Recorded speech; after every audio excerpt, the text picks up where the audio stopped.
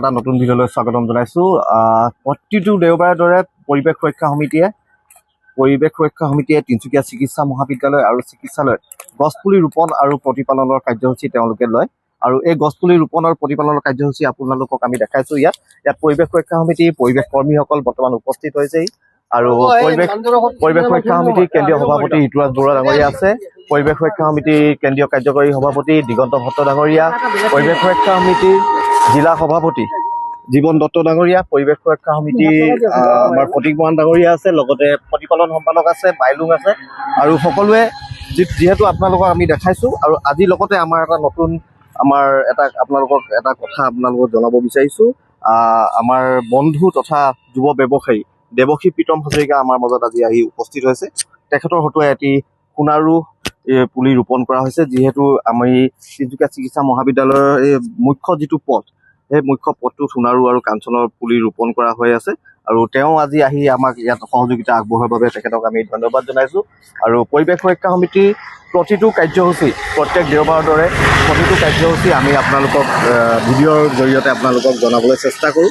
আৰু পৰিৱেশ সুৰক্ষা সমিতিৰ পৰিৱেশ কৰ্মীসকল বৰ্তমান এনেকৈ আজিৰ দিনটোতো দেওবাৰৰ দিনাও আজি তেওঁলোকে এনেকৈ ব্যস্ত হৈ পৰিছে। এই যিটো মুখ্য পথ আছে, এই মুখ্য পথটো একেবাৰে গেটলৈকে ইয়াত গছপুলি ৰোপণ কৰা হ'ব।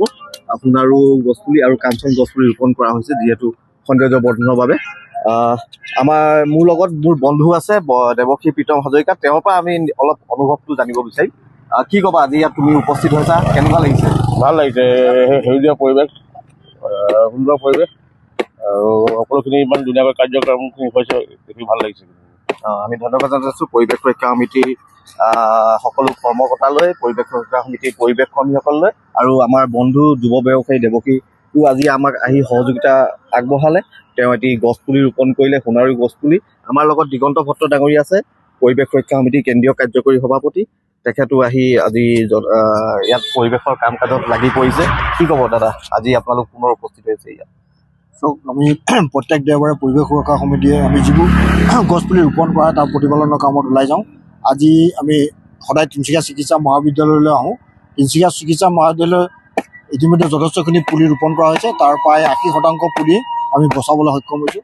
আৰু চিকিৎসা মহাবিদ্যালয়লৈ যিটো সোমাই যোৱা ৰাস্তা, সেই সোমাই যোৱা ৰাস্তাটোত আমি কাঞ্চন আৰু সোণাৰু পুলি ৰোপণ কৰিছোঁ। প্ৰায় অৰ্ধসংখ্যক পাৰ হৈ গ'ল আৰু আছে। আজিও আমি ইয়াত ৰোপণ কৰিছোঁ, ৰোপণ কৰি আৰু বাকীখিনি প্ৰতিপালন কৰিবলৈ চেষ্টা কৰিছোঁ। আৰু মই এই কামত সকলো ৰাইজকে মই সহায় সহযোগিতা কৰিবলৈ কামনা কৰিছোঁ। আমি ধন্যবাদ জনাইছোঁ পৰিৱেশ সুৰক্ষা সমিতিৰ কেন্দ্ৰীয় কাৰ্যকৰী সভাপতি। আৰু এইফালে দেখা হৈছে এনেদৰে আচলতে পৰিৱেশ কৰ্মীসকল প্ৰত্যেক দেওবাৰে গছপুলি ৰোপণ আৰু প্ৰতিপালনত ব্যস্ত হৈ পৰে। আৰু এনেদৰে গছপুলিসমূহত যিসমূহ বেগ দিয়া হয়, এই বেগৰ ব্যৱস্থা কৰা হয়। লগতে বাঁহেদি ধুনীয়াকৈ যাতে গছপুলিটো যাতে কোনো ক্ষতি নহয়, তাৰ বাবে তেওঁলোকে এই ব্যৱস্থা গ্ৰহণ কৰে। আৰু আমি প্ৰত্যেক দেওবাৰে আপোনালোকক পৰিৱেশ সুৰক্ষা সমিতিৰ সকলো কাৰ্যসূচী আপোনালোকক দেখাবলৈ চেষ্টা কৰিম ভিডিঅ'ৰ জৰিয়তে।